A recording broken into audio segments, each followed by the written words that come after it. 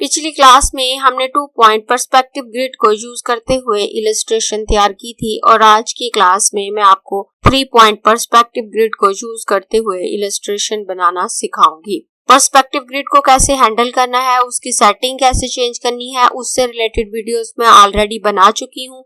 अगर आपने देख ली है तो अच्छी बात है, अगर आपने नहीं देखी और आप देखकर सीखना चाहते हैं तो मैं डिस्क्रिप्शन में लिंक दे दूंगी, आप उन वीडियो को देख सकते हैं।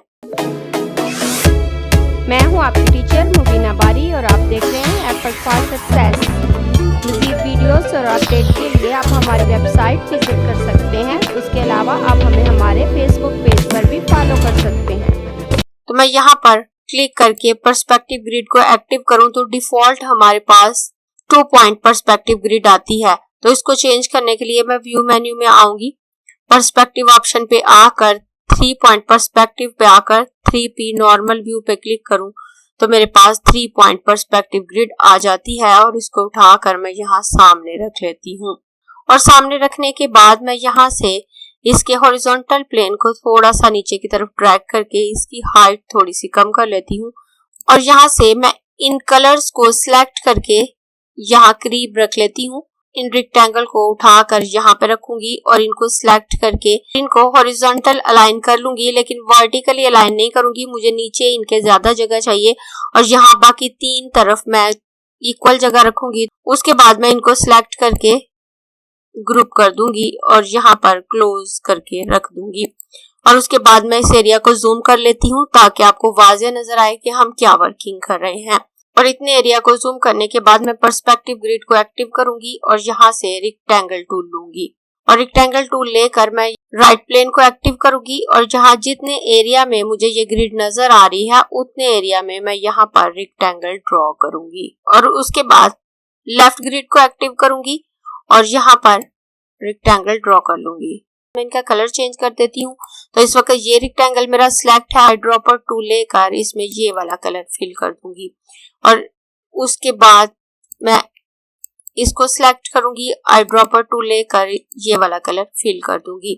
दोबारा से रेक्टेंगल टूल लेकर यहाँ पर एक सेल की हाइट का रेक्टेंगल मैं यहाँ पर ड्रॉ करूंगी और रेक्टेंगल ड्रॉ करने के बाद मैं इसमें ये वाला कलर फिल कर देती हूँ और उसके बाद मैं यहाँ पर एक और रेक्टेंगल ले लूंगी और राइट प्लेन को एक्टिव करूंगी और यहाँ पर भी रेक्टेंगल ड्रॉ कर लेती हूँ और आई ड्रॉपर टूल लेकर इसमें ये वाला कलर फिल कर दूंगी और मैं इन दोनों रेक्टेंगल के साइज को थोड़ा सा बड़ा कर लेती हूँ।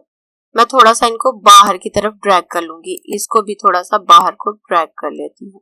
रेक्टेंगल टूल लेकर हॉरिजॉन्टल प्लेन को एक्टिव करूंगी और यहाँ पर एक रेक्टेंगल ड्रॉ कर लेती हूँ और आई ड्रॉपर टूल लेकर इसमें ये वाला शेड ऐड करूंगी।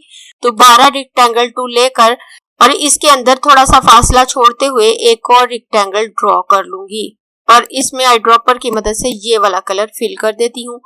राइट ग्रिड को एक्टिव करूंगी और राइट ग्रिड को एक्टिव करने के बाद पर्सपेक्टिव सिलेक्शन टूल लेकर इस डोर को मैं यहाँ पर सेट कर देती हूँ और डोर सेट करने के बाद नो एक्टिव ग्रिड पे क्लिक करूंगी और रेक्टेंगल टूल लेकर यहाँ पर एक रेक्टेंगल ड्रॉ करूंगी और रेक्टेंगल ड्रॉ करने के बाद आई ड्रॉपर टूल लेकर इसमें ये वाला शेड फिल करूंगी जो सबसे डार्क शेड है। ऑल्ट के साथ इसकी एक कॉपी ले लेती हूँ और उसके बाद इसके साइज को थोड़ा सा कम कर दूंगी और कम करने के बाद मैं इसमें ये वाला कलर फिल कर देती हूँ और उसके बाद मैं ऑल्ट के साथ इसकी कॉपी यहाँ नीचे ले लूंगी। आई ड्रॉपर टूल लेकर मैं इसमें ये वाला कलर फिल कर दूंगी और उसके बाद मैं इसको उठाकर यहाँ इसके ऊपर सेट कर दूंगी और इसके ऊपर सेट करने के बाद मैं इसको उठाकर यहाँ पे रखूंगी और इसके साइज को भी कम कर देती हूँ। इसकी विड्थ कम करने के बाद मैं इसको यहाँ पर नीचे रख लेती हूँ और उसके बाद मैं इस रेक्टेंगल को सिलेक्ट करूंगी। सिलेक्ट करने के बाद पेन टूल लूंगी और पेन टूल लेकर मैं यहाँ पर एक पॉइंट ऐड कर देती हूँ। पॉइंट ऐड करने के बाद मैं डायरेक्ट सिलेक्शन टूल लूंगी और डायरेक्ट सिलेक्शन टूल लेकर इस नीचे वाले एंकर पॉइंट को सिलेक्ट करूंगी, ये सबसे नीचे वाले, और उसके बाद इसको डिलीट कर देती हूँ। जब मैं इसको डिलीट करूंगी तो ये कुछ इस तरह से आ जाएगा और इस तरह से ये खिड़की की विड्थ मुझे शो हो रही है। मैं इन तीनों शेप को सिलेक्ट करके राइट क्लिक करके ग्रुप कर देती हूँ। उसके बाद मैं हैंड टूल से इनको थोड़ा सा नीचे ले आऊंगी और सिलेक्शन टूल की मदद से इन दो रेक्टेंगल को भी ले लेती हूँ और इनको यहाँ पे रख देती हूँ और दोबारा इस आर्टवर्क को यहाँ सामने ले आती हूँ। और यहाँ लाने के बाद मैं इसको उठा के थोड़ा यहाँ पे रख देती हूँ और इन दो शेप्स को लूंगी यहाँ पर। मैं इनको पहले एक दूसरे के बिल्कुल क्लोज कर दूंगी, इनके दरमियान बिल्कुल भी गैप नहीं होना चाहिए। तो मैं इसको इसके करीब कर देती हूँ। अब ये बिल्कुल एक दूसरे के करीब आ चुके हैं। उसके बाद मैं इन दोनों को सिलेक्ट करूंगी, इसकी कॉपी ले लूंगी और कंट्रोल डी करके मल्टीपल कॉपीज ले लेती हूँ। इसको डिलीट कर दूंगी। डिलीट करने के बाद मैं इन सबको सिलेक्ट करूंगी, राइट क्लिक करके ग्रुप कर देती हूँ। ग्रुप करने के बाद मैं इनको उठा के थोड़ा यहाँ पे रखूंगी और एक कॉपी मैं इनकी यहाँ पे ले लूंगी। इस कॉपी के साइज को मैं थोड़ा सा छोटा कर देती हूँ। अब मैं डायरेक्ट सिलेक्शन टूल लेकर इनके ऊपर वाले एंकर पॉइंट को सिलेक्ट करूंगी। मैं इन तमाम शेप्स के ऊपर वाले एंकर पॉइंट को सिलेक्ट कर रही हूँ। उसके बाद मैं यहाँ पे फ्री ट्रांसफॉर्म टूल लेकर पर्सपेक्टिव डिस्टॉर्ट पे आऊंगी और यहाँ से ऊपर की साइड पे इस विड्थ को थोड़ा सा कम कर लेती हूँ। मैं बहुत ज्यादा कम नहीं करूंगी, बस इतना थोड़ा सा कम करूंगी। उसके बाद डायरेक्ट सिलेक्शन टूल लेकर इन नीचे वाले एंकर पॉइंट को सिलेक्ट करूंगी। यहाँ से किसी भी एंकर पॉइंट को पकड़कर ऊपर की तरफ ड्रैग करूंगी तो ये तमाम शेप नीचे से यू राउंड हो जाएगी। और उसके बाद मैं इसको सिलेक्ट करूंगी। क्योंकि इसको मुझे हॉरिजॉन्टल प्लेन में ऐड करना है, मैं इसको रोटेट कर लेती हूँ। तो मैं शिफ्ट के साथ इसको रोटेट करूंगी, राइट ग्रिड को एक्टिव करूंगी, पर्सपेक्टिव सिलेक्शन टूल लेकर इस विंडो को सिलेक्ट करके मैं यहाँ पर रख लूंगी। मैं इसको यहाँ पर सेट कर देती हूँ। 2 प्रेस करके हॉरिजॉन्टल प्लेन को एक्टिव करूंगी और इसको उठाकर मैं यहाँ पर सेट कर देती हूँ। राइट ग्रिड को एक्टिव करूंगी और इसको उठाकर यहाँ पे सेट कर दूंगी।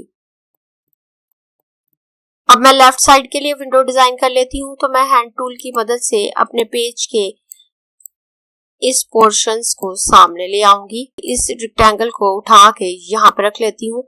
नो एक्टिव ग्रिड पे क्लिक कर लूंगी ताकि मैं जो भी काम करूँ वो एक्यूरेट हो और ये ग्रिड मुझे डिस्टर्ब ना करे। तो इसको मैं यहाँ पे रखूंगी। यहाँ पे रखने के बाद मैं इस रेक्टेंगल को लेकर यहाँ पे सेट कर लेती हूँ। तो मैं इसको इस तरह से सेट कर लूंगी। अब इन तीनों तरफ फासला इक्वल है, जबकि इस तरफ फासला थोड़ा सा ज्यादा है। और उसके बाद मैं इसकी एक कॉपी भी यहाँ पे रख लेती हूँ और इन दोनों शेप्स को सिलेक्ट करूंगी। विंडो मेन्यू में आकर यहाँ से पाथफाइंडर पैनल को ओपन करूंगी और यहाँ से माइनस फ्रंट कर देती हूँ। अब ये अंदर वाली शेप मेरी कट गई है। कटने के बाद मैं यहाँ पर एक रेक्टेंगल ले लूंगी कुछ इस तरह से। अब मैं इसको उठाकर इसकी एक कॉपी यहाँ पे रखूंगी और यहाँ पर मैं इसकी मजीद कॉपीज ले लेती हूँ। इन तमाम शेप को सिलेक्ट करके यहाँ से यूनाइट कर देती हूँ। अब ये एक शेप बन चुकी है। उसके बाद मैं इस शेप को उठाकर यहाँ पे रख दूंगी। मैं इनको सिलेक्ट करूंगी और इनको ग्रुप कर देती हूँ। उसके बाद मैं इस शेप को उठाकर यहाँ पे सेट कर लूंगी। मैं इनको उठाकर थोड़ा सा ऊपर रख लेती हूँ ताकि ये ग्रिड भी मुझे डिस्टर्ब ना करे। अब मैंने इसको सेट कर लिया है। उसके बाद मैं ये वाला रेक्टेंगल लूंगी और इसको यहाँ पर सेट करूंगी। मैं इसको सिलेक्ट करूंगी और पेन टूल लेकर यहाँ पर मैं एक एंकर पॉइंट ऐड करूंगी। एंकर पॉइंट ऐड करने के बाद डायरेक्ट सिलेक्शन टूल लेकर मैं इस एक एंकर पॉइंट को सिलेक्ट करूंगी और इसको यहाँ से डिलीट कर देती हूँ। ये वाली शेप लूंगी और इसको यहाँ पे सेट करूंगी। उसके बाद ये वाली शेप लूंगी और इसको यहाँ पर सेट कर देती हूँ। इस शेप को सिलेक्ट कर लूंगी। इस शेप को सिलेक्ट करने के बाद मैं पेन टूल लूंगी और पेन टूल लेकर मैं एक एंकर पॉइंट यहाँ पे ऐड करूंगी। और एंकर पॉइंट ऐड करने के बाद मैं डायरेक्ट सिलेक्शन टूल की मदद से इस एंकर पॉइंट को सिलेक्ट करके इसको डिलीट कर देती हूँ। और इसको सेट करने के बाद अब मैं इन तमाम शेप्स को सिलेक्ट करके राइट क्लिक करके इनको ग्रुप कर दूंगी। ग्रुप करने के बाद अब इस एरिया में मुझे फ्लावर पॉट रखने हैं। तो मैं सिंबल पैनल पे आकर यहाँ से फ्लावर पॉट ऐड कर लेती हूँ और उसके बाद मैं शिफ्ट के साथ इनके साइज को छोटा कर लूंगी। मैं इसके साइज को भी शिफ्ट के साथ छोटा कर लेती हूँ। और जरूरी नहीं है कि जो सिंबल आप लें उन्हें एज इट इज चूज करें, आप उनको चेंज कर सकते हैं। जैसे कि जो फ्लावर पॉट मेरे पास सिंबल पैनल में मौजूद था उसका कलर येलो था उसके अलावा उसमें 2-3 लीव्स ही थे, तो मैंने उन लीव्स को रिमूव करके उनमें ये वाले लीव्स और फ्लावर ऐड कर दिए और ऐड करने के बाद इनको दोबारा ग्रुप करके नए सिरे से सिंबल में ऐड कर लिया। आप इस तरह से, अगर आपके सिंबल आपके मुताबिक नहीं है तो आप उनको चेंज कर सकते हैं। उसके बाद मैं इसको उठाकर यहाँ पर रख दूंगी, इसको उठाकर यहाँ पर रखूंगी और उसके बाद ऑल्ट के साथ मैं इसकी एक कॉपी यहाँ पे ले लेती हूँ। मैं इस फ्लावर पॉट को थोड़ा सा बड़ा कर लेती हूँ। अब मैं दोबारा से इन सबको सिलेक्ट करूंगी ताकि ये फ्लावर पॉट भी इनके साथ ग्रुप हो जाएं और राइट क्लिक करके इनको ग्रुप कर लेती हूँ। अब ये मेरी विंडो रेडी है। उसके बाद मैं अपने पेज को थोड़ा सा जूम आउट कर लेती हूँ और हैंड टूल की मदद से अपनी ग्रिड को सामने ले आऊंगी। तो मैं सिंबल पैनल को यहाँ से क्लोज कर देती हूँ और क्लोज करने के बाद मैं इसको सिलेक्ट करूंगी। सिलेक्ट करने के बाद लेफ्ट प्लेन को एक्टिव करूंगी, पर्सपेक्टिव सिलेक्शन टूल लेकर मैं इसको सिलेक्ट करूंगी और इसको उठाकर मैं यहाँ पर रख देती हूँ। तो मैं इसको यहाँ पर सेट कर देती हूँ। अपने पेज को नॉर्मल कर देती हूँ। अपने पेज को नॉर्मल करने के बाद मैं इन 2 शेप्स को ले लेती हूँ और इनको यहाँ पे रखूंगी और यहाँ पे रखने के बाद मैं इस ब्राउन वाली शेप पे राइट क्लिक करूंगी। राइट क्लिक करने के बाद मैं इसको ब्रिंग टू फ्रंट कर लेती हूँ। उसके बाद दोनों शेप को सिलेक्ट करके माइनस फ्रंट करूंगी तो ये शेप मेरी कट गई। काटने के बाद अब मैं ड्रैग करके इसकी हाइट थोड़ी ज्यादा करूंगी। मैं जस्ट हाइट ज्यादा कर रही हूँ, विड्थ नहीं। और उसके बाद सिलेक्शन खत्म करके डायरेक्ट सिलेक्शन टूल लूंगी। डायरेक्ट सिलेक्शन टूल लेकर यहाँ पे क्लिक करके इन एंकर पॉइंट को बाहर की तरफ ड्रैग करूंगी। मैं बिल्कुल स्ट्रेट ड्रैग करूंगी और नीचे से इसकी शेप को थोड़ा सा इस तरह से कर लेती हूँ।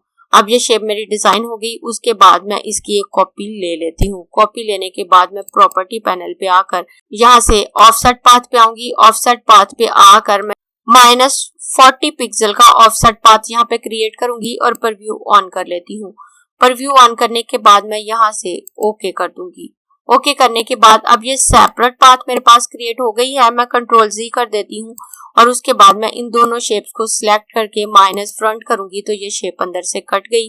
प्रॉपर्टी पैनल को क्लोज कर दूंगी। क्लोज करने के बाद मैं इसको सिलेक्ट करूंगी और शिफ्ट के साथ मैं इसको रोटेट कर लेती हूँ। रोटेट करने के बाद अब मैं इसके साइज को छोटा कर लूंगी और छोटा करने के बाद मैं इसको यहाँ पर सेट करूंगी। अब इसको इस तरह से मैंने यहाँ पे सेट कर लिया है। उसके बाद मैं इन दोनों शेप्स को सिलेक्ट करके यहाँ से यूनाइट कर दूं तो ये एक शेप बन गई। और उसके बाद मैं यहाँ से रेक्टेंगल टूल लेकर एक छोटा सा रेक्टेंगल यहाँ पर ड्रॉ करूंगी और इस रेक्टेंगल को ड्रॉ करने के बाद मैं इसका साइज थोड़ा बड़ा भी रख सकती हूँ ताकि सेटिंग में आसानी हो जाए। तो मैं इसके साइज को थोड़ा बड़ा कर लूंगी और उसके बाद डायरेक्ट सिलेक्शन टूल लेकर मैं इसके ये 2 एंकर पॉइंट सिलेक्ट करूंगी।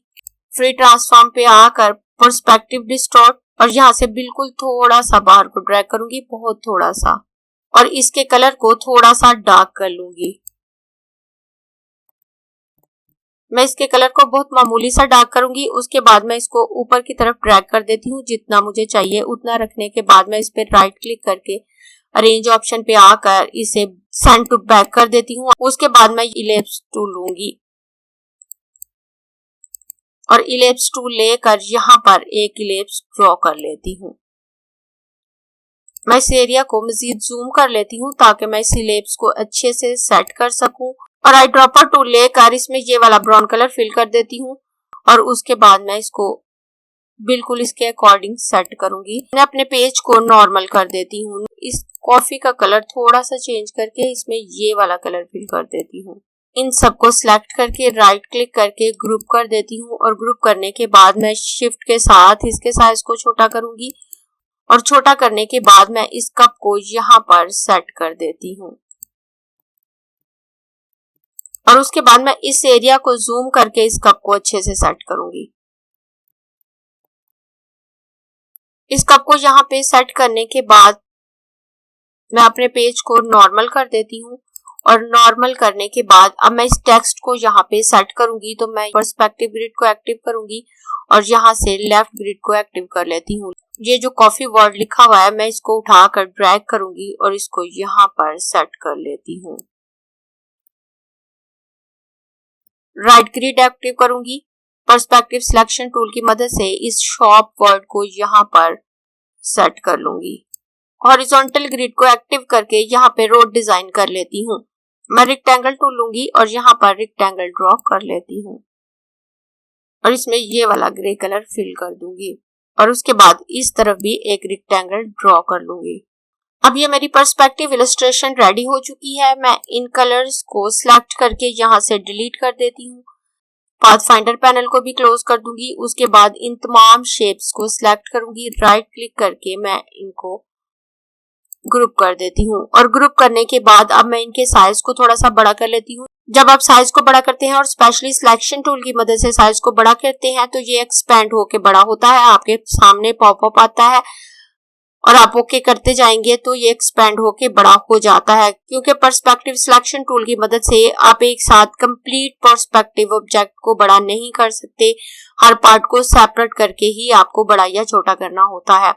तो मैं यहाँ से पहले पर्सपेक्टिव ग्रिड को ऑफ कर देती हूँ और यहाँ से इस पैनल को भी क्लोज कर दूंगी। क्लोज करने के बाद अब मैं इस तमाम आर्टवर्क को सिलेक्ट करूंगी और शिफ्ट के साथ मैं इसके साइज को बड़ा कर लेती हूँ।